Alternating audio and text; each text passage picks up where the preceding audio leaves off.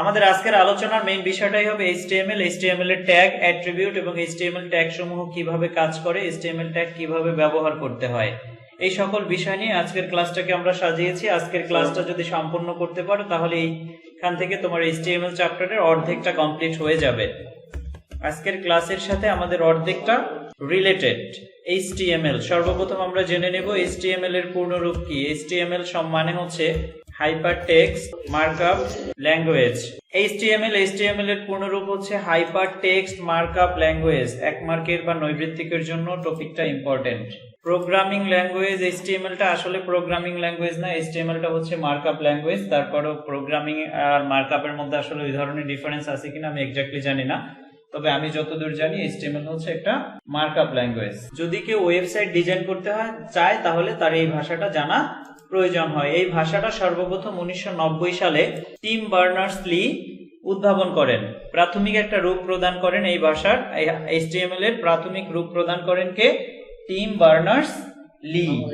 তো Tim Berners Lee এই ভাষার একটা প্রাথমিক রূপ প্রণয়ন করেন 1990 সালে। HTML এর কিছু সুবিধা রয়েছে, এটা থেকে CSS ব্যবহার বা ক্যাসকেডিং স্টাইল শীট ব্যবহার করার মাধ্যমে। HTML টা হচ্ছে কি রকম? HTML টা হচ্ছে একটা ল্যাঙ্গুয়েজ। আমরা যেহেতু বলেছি এই ভাষা দ্বারা কোনো কিছু তৈরি করা হয়, এটাকে আমরা সহজভাবে বলতে পারি এভাবে যদি আমরা তুলনা করি যে আমরা যদি একটা বিল্ডিং তৈরি করি তাহলে সেখানে আমাদের ইট গাঁথতে হয় নাকি? HTML টাকে আমরা এভাবে বলতে পারি, HTML কে যদি আমরা একটা বিল্ডিং এর গাঁথনির সাথে তুলনা করি, অর্থাৎ আমরা যে বিল্ডিং এর ইট গাঁথি সেই ইট গাঁথাগুলোকে বলা হচ্ছে HTML এবং এটাকে সাজানো হয় CSS এর মাধ্যমে। CSS, এই CSS মানে হচ্ছে ক্যাসকেডিং স্টাইল শীট। CSS এর পূর্ণরূপ হচ্ছে ক্যাসকেডিং স্টাইল শীট। CSS এর পূর্ণরূপ হচ্ছে ক্যাসকেডিং স্টাইল শীট। CSS টাকে আমরা বলতে পারি মেকআপ করানো বা সাজানো। HTML দ্বারা হচ্ছে প্রাথমিক একটা ওয়েব পেজ তৈরি করা হয় এবং সেটাকে যে ডিজাইন করানো হয় বা সাজানো হয়, সেই সাজানোটা করা হয় মূলত CSS এর মাধ্যমে। তো HTML ভাষাটা ব্যবহার করতে গেলে HTML এর কিছু বিষয় রয়েছে, সেখানে একটা বলা হচ্ছে HTML ট্যাগ। ট্যাগ জিনিসটা কি আসলে? HTML করতে গেলে সর্বপ্রথম আমাদের জানতে হবে HTML ট্যাগ। HTML ট্যাগ মানে হচ্ছে নির্দেশাবলী। সহজ কথা, HTML ট্যাগ হলো HTML ডকুমেন্টের জন্য যে নির্দেশাবলী রয়েছে সেটাকে বলা হচ্ছে HTML। এমবেডেড মানে সংযুক্ত, এটা বলা যেতে পারে। HTML এর সাথে সংযুক্ত যে নির্দেশাবলী রয়েছে সেই নির্দেশাবলীকে বলা হচ্ছে HTML ট্যাগ। অর্থাৎ ট্যাগের মাধ্যমে আমরা বলে দেই কোন কাজ করতে হবে। HTML ট্যাগ মানে হচ্ছে HTML ডকুমেন্টের সাথে এমবেডেড নির্দেশাবলী। এটার মানে বোঝানো হচ্ছে HTML ট্যাগের মাধ্যমে আমরা বলে দেই যে কি কাজ করতে হবে আর সেই ট্যাগ অনুসারে কাজ সম্পাদন হয়। এখন ট্যাগের ক্ষেত্রে দুটো বিষয় থাকে, একটা ওপেনিং ট্যাগ আর একটা হচ্ছে ক্লোজিং ট্যাগ। ট্যাগের ক্ষেত্রে কি থাকবে? ওপেনিং ট্যাগ বা স্টার্ট ট্যাগ। ওপেন ট্যাগের পরে আবার থাকবে ক্লোজ ট্যাগ, অথবা বলে এটার আরেকটা নাম হচ্ছে স্টার্ট ট্যাগ আর end tag. Opening tag, closing tag, start tag, end tag যাই বলুক সবকিছু সেম জিনিস। এইটা জিনিসটা কেমন? ওপেনিং ট্যাগটা দেখতে হচ্ছে এরকম আর ক্লোজিং ট্যাগটা দেখতে হচ্ছে সেম, বাট একটা স্ল্যাশ মার্ক থাকবে। এটা দিলাম আমরা লেস দ্যান সাইন, তারপরে স্ল্যাশ মার্ক, তারপরে হচ্ছে গ্রেটার দ্যান সাইন।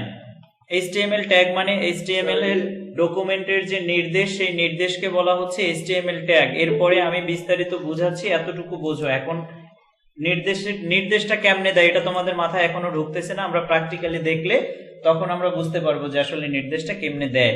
আপাতত বুঝে রাখো, ট্যাগের ক্ষেত্রে আমার একটা ওপেনিং ট্যাগ থাকবে, একটা ক্লোজিং ট্যাগ থাকবে ম্যাক্সিমাম। এমটি ট্যাগ যেগুলো সেগুলো বাদ দিলে প্রত্যেকটা ট্যাগে একটা ওপেনিং ট্যাগ থাকে, আবার একটা ক্লোজিং ট্যাগ থাকে। এই যে ওপেনিং ট্যাগ এবং ক্লোজিং ট্যাগ, এই দুটো ট্যাগ একত্রিত হয়েই কিন্তু ট্যাগ, তা না হলে ইনকমপ্লিট থেকে যায়। আর মাঝখানে আমি যে ডট ডট দিয়ে দিয়েছি এটাকে বলা হচ্ছে কন্টেন্ট, অর্থাৎ এইখানে আমার প্রয়োজনীয় জিনিস লেখা থাকবে। এখন ওপেনিং ট্যাগটা কেমন? ওপেনিং ট্যাগ বলতে বোঝানো হয় মূলত যে আমরা শুরু করলাম, কোন ট্যাগ দিব। আমরা কিন্তু এই ট্যাগের জিনিসটা দিয়েছি শুধু, বাট নির্দেশটা কি সেটা দেই নাই। আমরা লেখা দেখার সময় বিভিন্ন ধরনের লেখা দেখে, একটু সিম্পলি দেখাই আমি। আচ্ছা দেখো, আমি এখানে একটা তোমাদের আগে একটু বুঝাই HTML ডকুমেন্টটা কিভাবে তৈরি করতে হয়, সেখান থেকে আমি ধীরে ধীরে ট্যাগে যাচ্ছি। তো HTML ডকুমেন্টের এটা হচ্ছে নরমাল একটা ইন্টারফেস। এই বডির মধ্যে আমরা যা যা লিখবো এই বডির মধ্যে সেই জিনিসগুলো আমরা কন্টেন্ট হিসেবে দেখতে পাবো। আর এই জিনিসগুলো তোমার যখনই HTML কোড লিখতে বলবে তখন এই জিনিসটা পুরোটা তোমার লিখতে হবে। যেহেতু আমাদের বইয়ের মধ্যে দিয়ে দিয়েছে, আমরা যদি এই জিনিসগুলো না লিখি আমাদের টিচারদের সমস্যা রয়েছে যে বইতে আছে স্টুডেন্ট কেন দেয় নাই। যদিও এটা না দিলেও কোনো সমস্যা হয় না, তারপরে যেহেতু এই ধরাটা ধরতে না পারে যে কেন দেয় নাই, সেই কারণে আমরা এই জিনিসগুলো একেবারে প্রথম থেকে লিখে দেবো। একবারে ডক টাইপ HTML থেকে শুরু করে হেড টাইটেল সবগুলো দিব আমরা। টাইটেলটা ফাঁকা থাকবে কারণ টাইটেলে কিছুই বলা থাকে না। স্যার HTML লাস্ট একটা ভুল আছে স্যার। ও লাস্টেরটা একটা ভুল আছে, রাইট? এটা ক্লোজিং হয় নাই। আচ্ছা, এটা ক্লোজ করলাম। এখন দেখো এই যে আমরা যে ইন্টারফেসটা দিলাম, একটু খেয়াল করি, কথা না বলি। এই যে ইন্টারফেসটা দিলাম, এই ইন্টারফেসটার পরে এটাকে আমার সেভ করতে হবে। খেয়াল করো, কন্ট্রোল এস দিলাম, অথবা আমি এখানে ফাইলে গিয়ে সেভ দিতে পারবো। এই সেভ দিলাম। যখন আমি এটাকে সেভ দিব, ডেস্কটপে সেভ দেই, এখানে নাম আসছে .txt। যদিও তোমাদের কাছে অনেক ছোট মনে হচ্ছে বা দেখা যাচ্ছে কিনা জানি না, .txt রাখা যাবে না।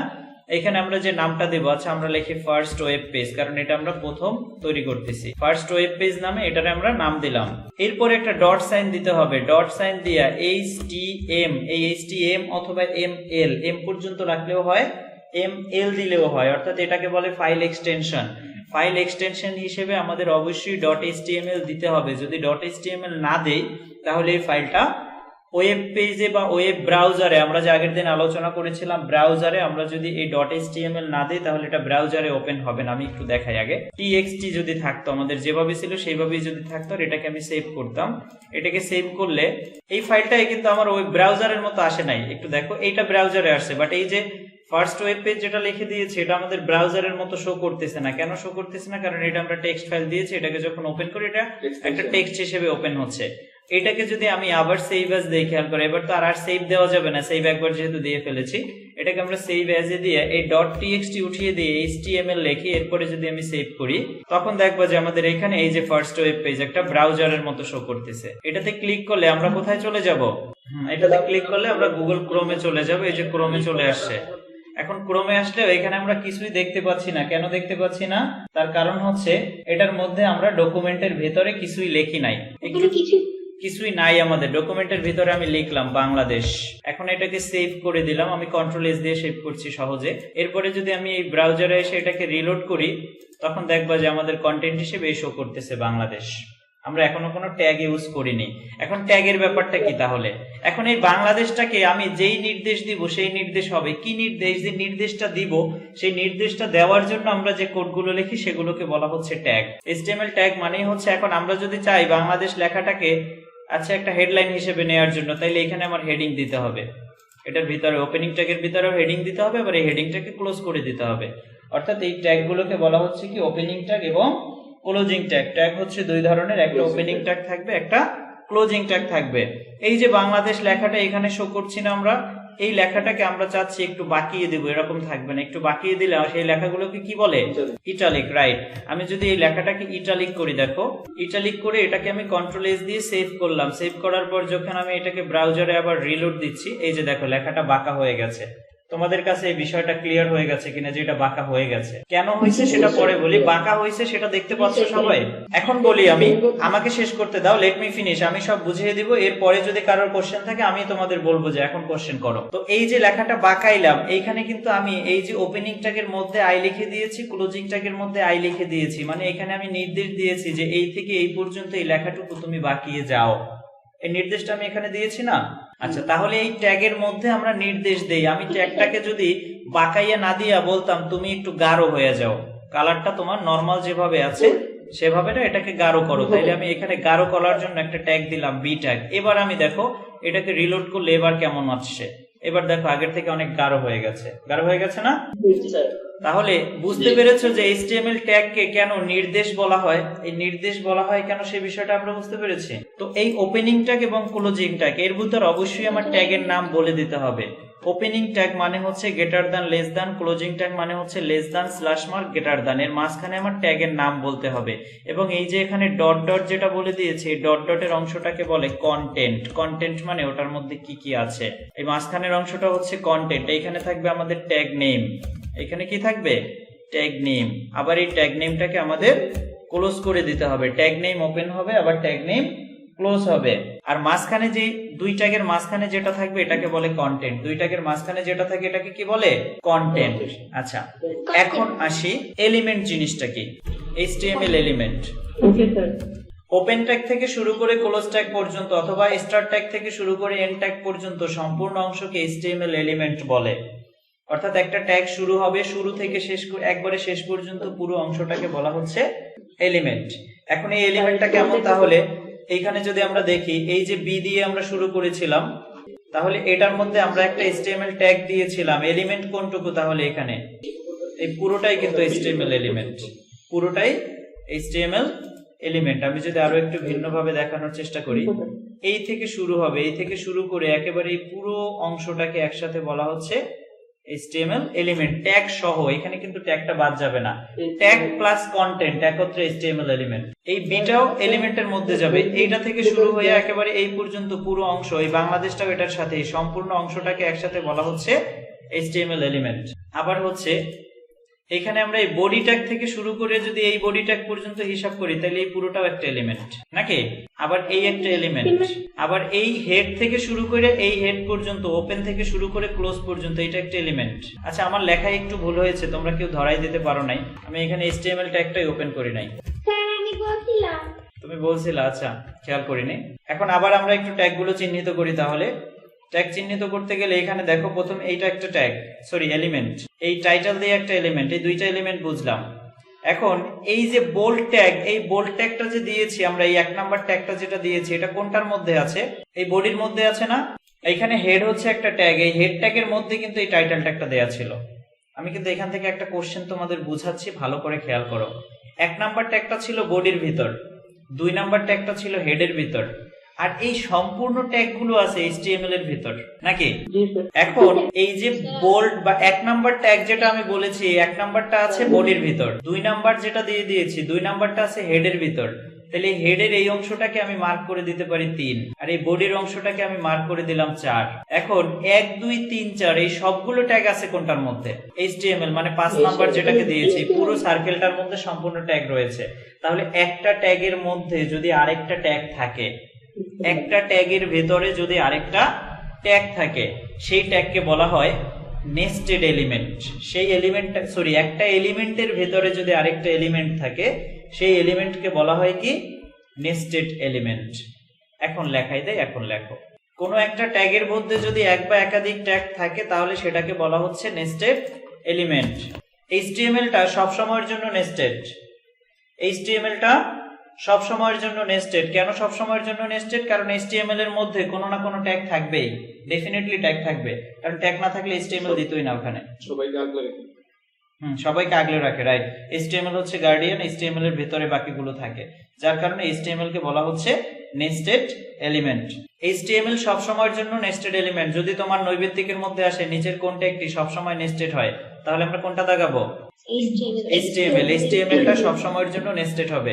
এখন বুঝাই, এখানে আমি একটা ট্যাগ লিখেছিলাম, এই ট্যাগের মধ্যে যদি আমি আরেকটা ট্যাগ লিখি, আবার এই ট্যাগটাকে আমরা বোল্ড করছি, বোল্ড করার পর এটাকে ইটালিক করার জন্য আমি আরেকটা ট্যাগ দিলাম। পুরোটা ইটালিক করব না, আমরা হচ্ছে N থেকে শুরু করে D পর্যন্ত এই অংশটাকে ইটালিক করে দিলাম। স্যার একটা কোশ্চেন ছিল। জি করো।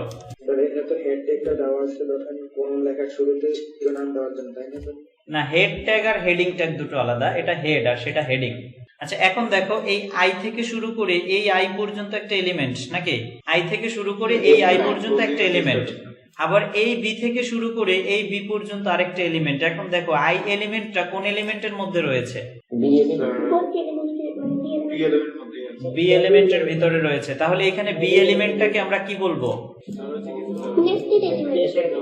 এখানে তাহলে বিটা হচ্ছে নেস্টেড, এখানে বিটা হচ্ছে নেস্টেড, কারণ বির ভিতরে আরো কিছু আছে। কোনো একটার ভিতর যদি আরো এলিমেন্ট থাকে, তাহলে ওটাকে বলে নেস্টেড। কোনো এলিমেন্টের ভিতরে যদি আরো কোনো এলিমেন্ট থাকে, সেই এলিমেন্টটাকে বলা হয় নেস্টেড। এখানে যেহেতু বি এলিমেন্টের ভিতরে আরো এলিমেন্ট রয়েছে, সুতরাং এই এলিমেন্টটাকে আমরা বলতে পারি নেস্টেড এলিমেন্ট। নেস্টেড বিষয়টা ক্লিয়ার হয়ে গেছে কিনা? হ্যাঁ, বডিও নেস্টেড। এই যে আমরা যদি এবার এই পুরো বডিটাকে হিসাব করি, এটাও নেস্টেড, কারণ এটার মধ্যে আরেকটা আছে, এটাও নেস্টেড এলিমেন্ট। ট্যাগের মধ্যে আরেকটা ট্যাগ থাকলেই সেটা নেস্টেড এলিমেন্ট। বডির মধ্যে যেহেতু আরেকটা এলিমেন্ট রয়েছে, সুতরাং ওটাও নেস্টেড এলিমেন্ট। এটাও নেস্টেড এলিমেন্ট, কারণ এটার মধ্যে আরেকটা এলিমেন্ট আছে। বুঝিনি, আবার বলো। হেডিং বললে বডির মধ্যে থাকবে। শুধু হেড যদি বলো, হেড যদি বলো তাইলে সেটা হচ্ছে বডির উপরে থাকবে, আর যদি হেডিং বলো, হেডিং বললে সেটা হচ্ছে তোমার বডির ভিতরে থাকবে। হেডিং বললে সেটা থাকবে বডির ভিতর, যদি হেড বলো তাহলে সেটা থাকবে বডির উপরে HTML এর পরে। এটার মধ্যে মূলত ওই যে CSS যে বলেছি না আমরা, এক্সটার্নাল যত লিংক CSS এর লিংক করা থাকে সেগুলো এটার মধ্যে করা থাকে। এখন আসি আমরা তাহলে এলিমেন্ট বুঝলাম, নেস্টেড এলিমেন্ট বুঝলাম, এখন আসি আমরা এমটি ট্যাগ। ট্যাগ তো বুঝলাম, ট্যাগ মানে হচ্ছে তো ওটা। এমটি ট্যাগ কাকে বলে তাহলে? এমটি ট্যাগ ইংরেজিতে যদি লিখি তাহলে এইভাবে আসবে, নাম থেকেই বুঝে যাবা। এমটি মানে কি? খালি বা ফাঁকা। যে সকল ট্যাগের কোনো কন্টেন্ট থাকে না তাকে এমটি ট্যাগ বলে। নরমালি 3টে এমটি ট্যাগ তোমাদের বইয়ের মধ্যে বলা আছে, এর বাইরেও ট্যাগ আছে কিনা আমি জানি না, তোমাদের জানা থাকলে অবশ্যই আমাকে বলবা। BR HR IMG এই 3টা হচ্ছে এমটি ট্যাগ। HR মানে হরিজন্টাল রো, আমি প্র্যাকটিক্যালি সবগুলোই দেখাচ্ছি। এমটি ট্যাগ যে সকল ট্যাগের মধ্যে কোনো কন্টেন্ট থাকে না, অর্থাৎ ভিতরে কোনো লেখার দরকার হয় না, সেইগুলোকে বলা হচ্ছে এমটি ট্যাগ। ব্রেক দিতে গেলে আমরা একটা লাইন থেকে আরেকটা লাইনে যাওয়ার জন্য যে ট্যাগটা দেই সেটাকে বলা হচ্ছে ব্রেক ট্যাগ। আবার হরিজন্টাল রো মানে হচ্ছে আমরা দেখবা যে লেখার মাঝখানে হঠাৎ কোনো জায়গা পর্যন্ত লেখা হয়ে গেছে, এরপর আমরা সোজা এরকম একটা দাগ দেই পুরো পৃষ্ঠা জুড়ে। এই যে সোজা একটা পৃষ্ঠা জুড়ে দাগ দেই, এটাকে বলা হচ্ছে হরিজন্টাল রো। HR মানে হরিজন্টাল রো, অনুভূমিক যে একটা রেখা, সেই রেখাটা দেওয়ার জন্য HR ট্যাগ দেওয়া হয়। যেমন আমরা এইখানে যদি এই যে লেখাটা লিখেছি এটাকে যদি আমরা শো করি ব্রাউজারে, তাহলে পুরো লেখাটা গাঢ় হবে। এই বি থেকে এই বি পর্যন্ত নির্দেশ দিয়েছি গাঢ় হওয়ার জন্য, তার মানে মাঝখানে যা আছে সবই গাঢ় হবে। আবার এই যে NGLAD এরটুককে আমি বাঁকা হইতে বলছি, একটু বাঁকা হবে, ইটালিক হবে। ইটালিক মানে আমরা জানি একটু বাঁকা হয়ে যায়। দেখি আমরা রিলোড করে সেরকম হয় কিনা। এই যে দেখো মাঝখানের টুকু একটু বাঁকা হয়ে গেছে না? আচ্ছা, এখন এই পুরো জিনিসটাকে আমি বাদ দিলাম, বাদ দিয়ে এখানে লিখলাম। আমি কিছু লেখা এখানে লিখি, সবাই একটু খেয়াল করো।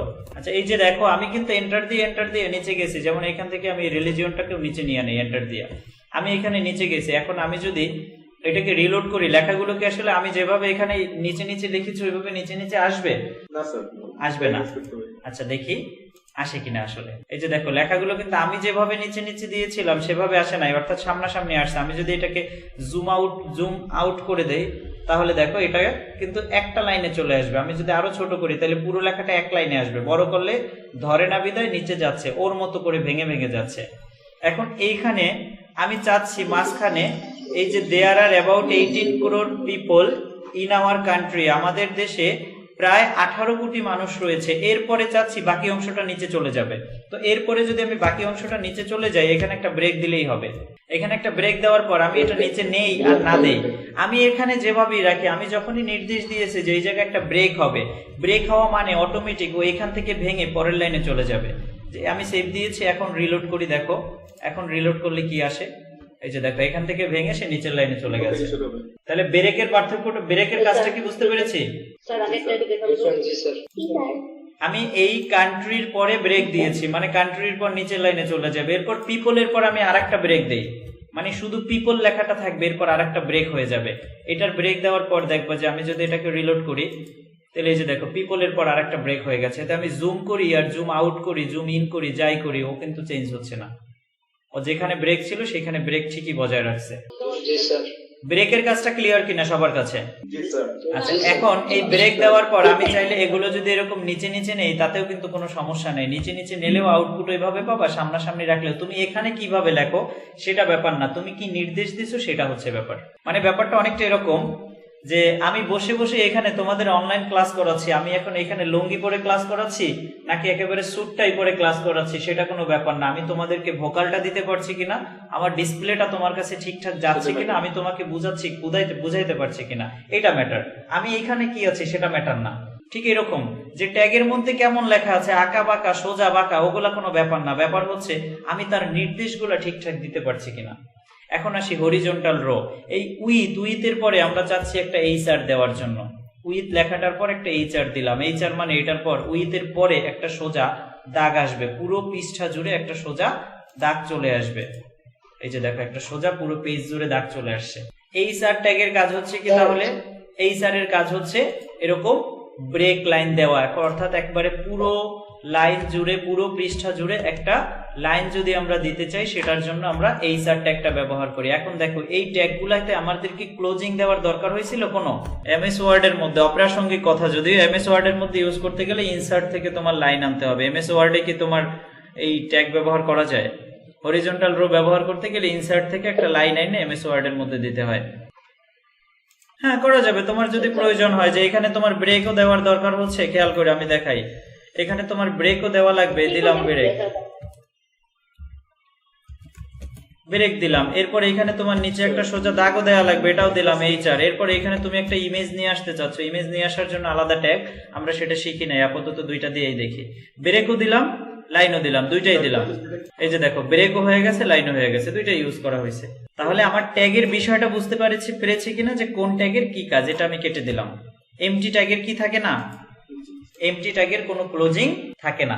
এখন আমরা এখানে কতগুলো প্রয়োজনীয় ট্যাগ লিখবো, ট্যাগগুলো খাতায় লিখে ফেলো। পি মাঝখানে আমি লিখে দেই কোন ট্যাগের কি কাজ।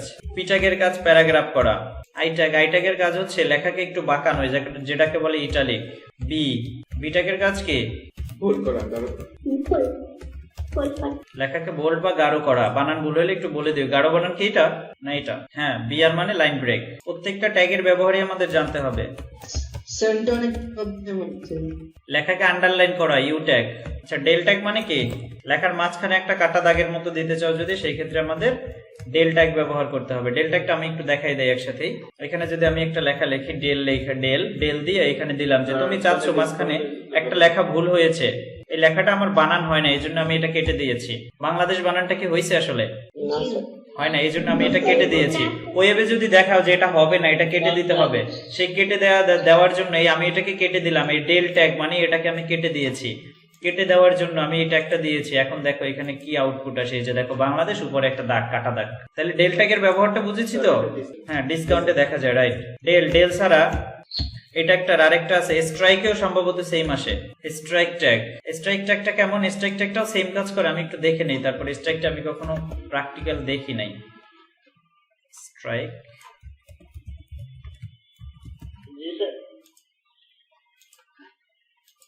হ্যাঁ সিমিলার কাজ করতেছে। স্ট্রাইক যদি দেই তাতেও আমাদের সিমিলার কাজ করবে। লেখার মাঝখানে দাগ দেওয়ার জন্য আমরা স্ট্রাইক ট্যাগটা ব্যবহার করতে পারি। এরপরে আমরা হাইড্রোজেন, অক্সিজেন এগুলা চিনি। আচ্ছা একটু দেখি, এই যে লেখাটা দিলাম, এইখানে H2O, এইখানে 2টা কোথায় আছে? এইচ এর নিচে, এইচ এর পায়ের কাছে, পাদদেশ বলে ওটাকে।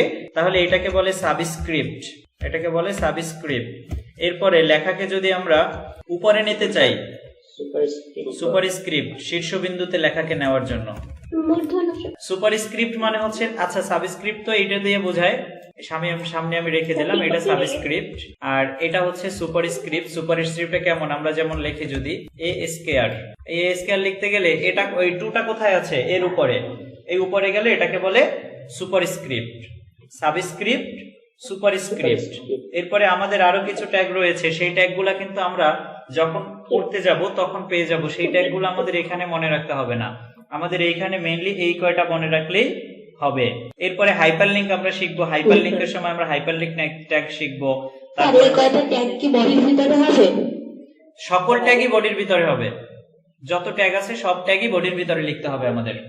Okay sir. আচ্ছা, আমি আরো ছোট করে পুরো অংশটাকে এখানে দিচ্ছি, কতগুলো গুরুত্বপূর্ণ ট্যাগ।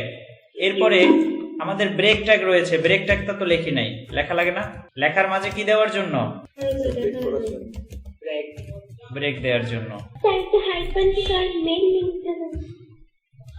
এইচআর হাইপারলিংক তো বুঝাবো, হাইপারলিংকের জন্য আলাদা নিয়ম আছে, ওটা হাইপারলিংকের সময় বুঝাবো।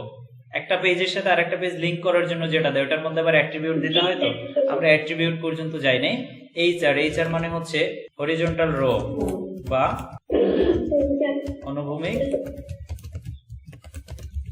লাইন দেওয়ার জন্য। আচ্ছা, ইমেজ আমরা আলাদা পাবো, ইমেজ লাগবে না।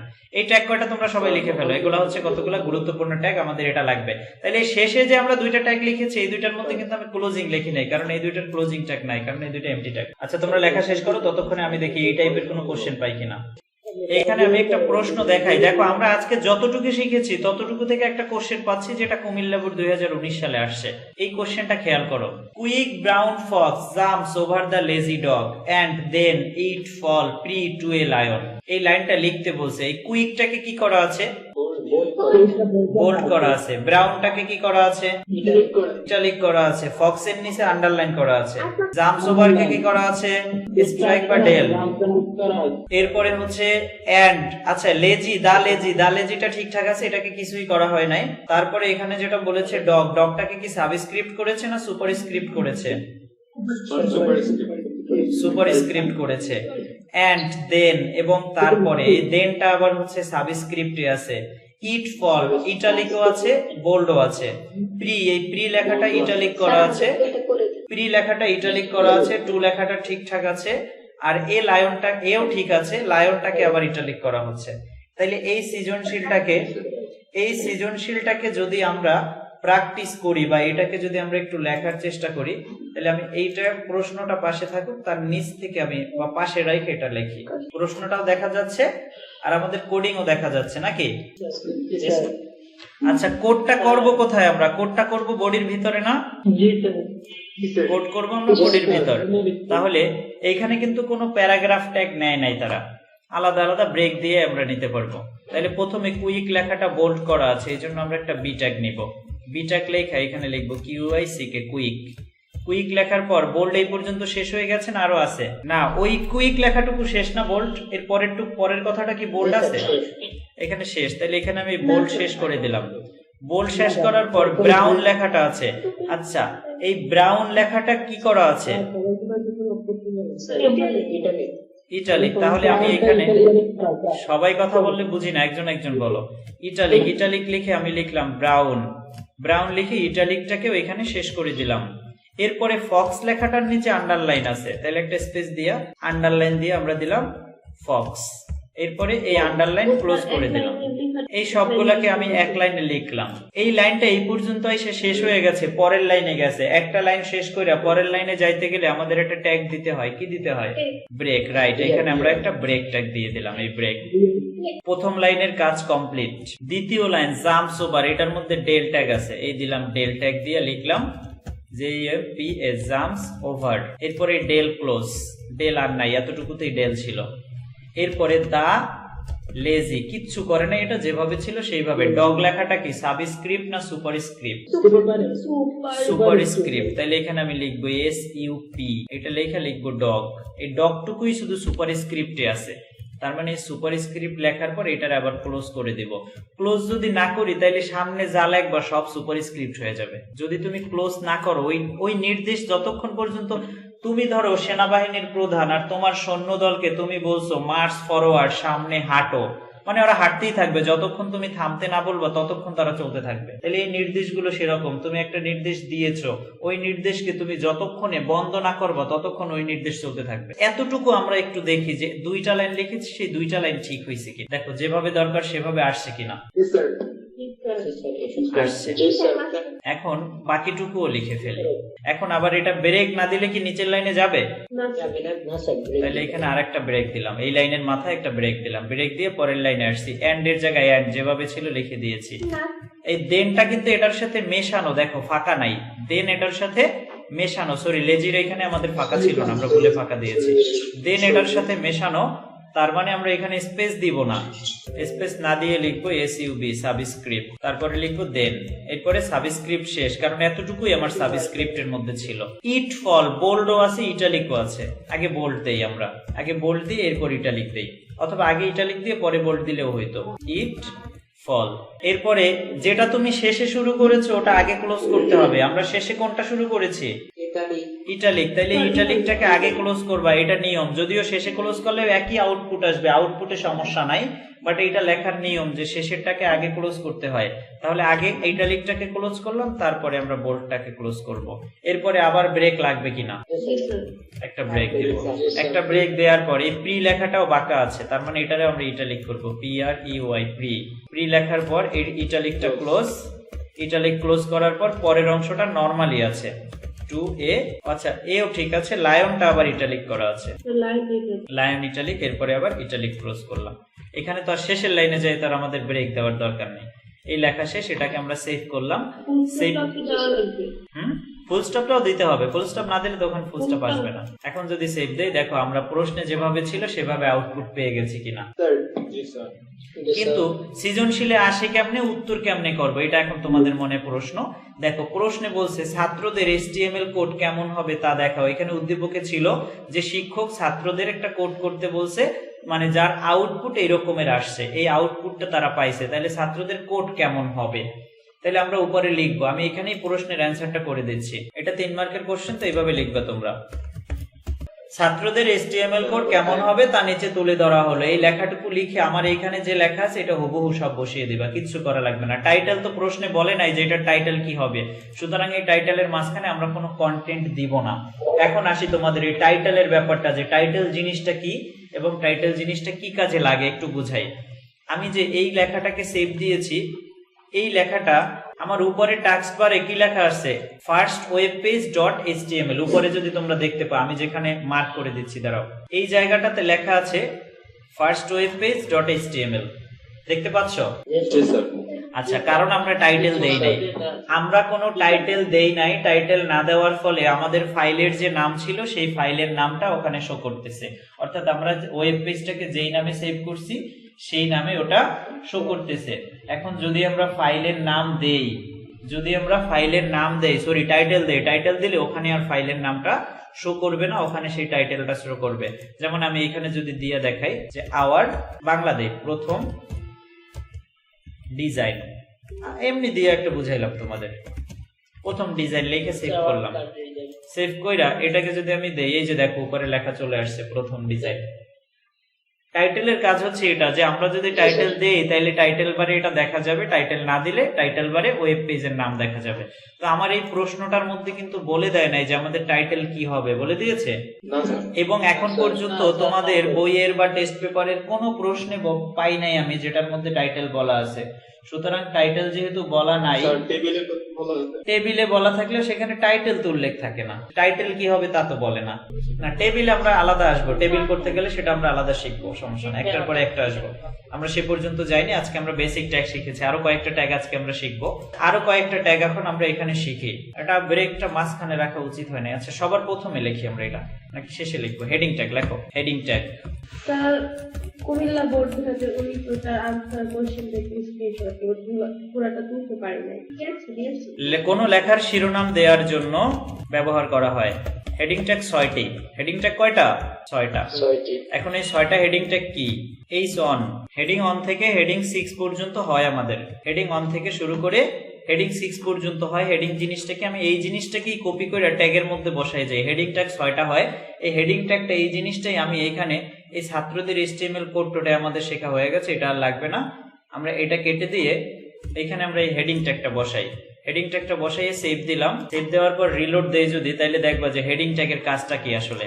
আমরা কিন্তু এখানে কোনো ব্রেক ইউজ করি নাই, করছি? করি নাই।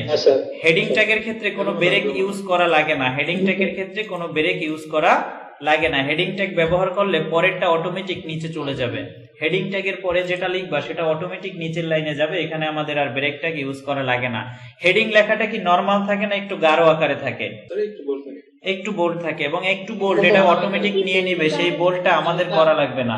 একটু যে বোল্ড থাকে সেই বোল্ডটা আমাদের করা লাগে না, সেটাও এই হেডিং ট্যাগ। যখনই তুমি হেডিং বলে দিয়েছো, যখনই তুমি বলবা এইচ অন বলা মানে সে বুঝে নিবে যে এটা গাঢ় হবে, এটা আলাদা স্বতন্ত্র হবে, এটা একটু সাইজে বড় হবে, এটা সে বুঝে নিয়েছে। আমরা নির্দেশ দিয়েছি মানে সে বুঝে নিয়েছে। স্যার, হেডিং এর কন্টেন্ট গুলো কি সব একই হবে? না, হেডিং এর কন্টেন্ট গুলো এক না, আমরা ওইখানে যা কিছু দিতে পারি। আমি একই লেখা দিয়ে বুঝাচ্ছি এই কারণে তোমাদের বোঝার সুবিধার্থে। এখন দেখো আমি 6টা হেডিং দিয়েছি, 6টা হেডিং এর পার্থক্যটা দেখো। একেবারে উপরেরটা সবার বড় আসছে, তারপর ছোট, তারপর ছোট, তারপর ছোট, সিরিয়ালে একেবারে সবার শেষে গেছে। বড় থেকে ক্রমান্বয়ে ছোট। হ্যাঁ, তার মানে সব থেকে বড় হেডিং সেটা ট্যাগের নাম কি? সব থেকে বড় হেডিং এর ট্যাগ কোনটা? H1। এবং সব থেকে ছোট হেডিং হচ্ছে H6। সব থেকে বড় হেডিং H1, সব থেকে ছোট হেডিং H6। এবং হেডিং এর লেখাগুলো অটোমেটিক বোল্ড হয়ে যায়। হেডিং এর লেখায় আর আলাদাভাবে বোল্ড দেওয়া লাগে না। আমি একটু বুঝাই।